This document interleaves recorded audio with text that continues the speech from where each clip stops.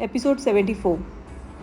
Entrance foyer paneling, fall ceiling changes, and the door height extension has been carried out. This is the MDB box, that is the main distribution box of the electrical area. So the designated area is also plastered and resurfaced. Kitchen, we are gearing up with the internal divisions and the internal cabinetry detailing. Passage beautification we had already seen. In the living room and dining room as such, TV unit majorly is completed. The hidden pocket storage is also completed, and in the dining area I do have wall beautification and a bar unit coming. This is the vanity area. Moving to the kids bedroom, painting and carpentry are the work which are going on parallelly.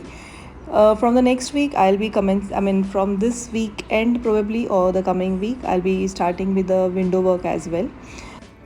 Moving ahead to the master bedroom, carpentry and painting are the agencies which are parallelly working. So my painting team is gearing up with regards to wall finishing and wall leveling. Carpentry is also majorly on the verge of getting completion. So thank you so much guys. Do like, comment, share and subscribe my channel. Thanks a lot. Bye bye.